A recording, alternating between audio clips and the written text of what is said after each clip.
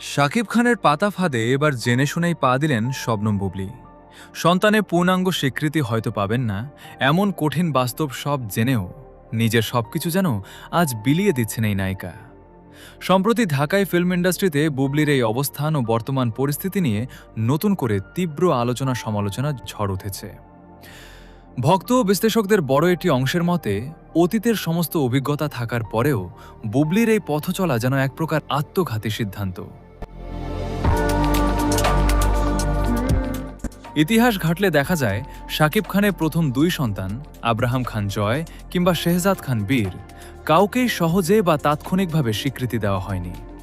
দুজনেই যখন পৃথিবীতে এসেছে, তখন তাদের স্বীকৃতি পাওয়ার দীর্ঘ পথ চলায় নানা টালবাহানা ও অজুহাত দেখতে হয়েছে দেশবাসীকে, যেটা বুবলির মতো একজন সচেতন মানুষের পক্ষে অজানা থাকার কথা নয়।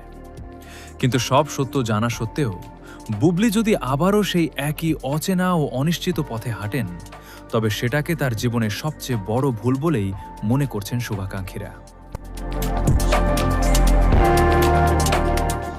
সবচেয়ে বড় কথা হলো, শাকিব খান আদৌ এই সন্তানের পূর্ণাঙ্গ ও প্রকাশ্যে স্বীকৃতি দেবেন কিনা তা নিয়ে রয়েছে চরম অনিশ্চয়তা। আর যদি শেষ পর্যন্ত স্বীকৃতি দিয়েও থাকেন, তবে সেই কাঙ্ক্ষিত সময়টা কবে আসবে বা কত বছর অপেক্ষা করতে হবে তার কোনো সুনির্দিষ্ট উত্তর নেই। কারণ প্রথম দুই সন্তানের ক্ষেত্রেও তো স্বীকৃতি পেতে দীর্ঘ সময় ও জটিলতার মুখোমুখি হতে হয়েছিল। আর এই অন্তহীন অপেক্ষাটাই বুবলির বর্তমান জীবনকে আরও বেশি প্রশ্নবিদ্ধ করে তুলেছে।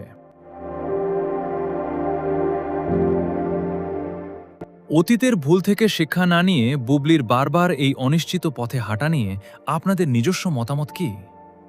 বুবলি কি পারবেন তার যথাযথ সম্মান ও স্বীকৃতি আদায় করে নিতে? এই বিষয়ে আপনাদের ব্যক্তিগত মতামত জানিয়ে দিন কমেন্ট বক্সে।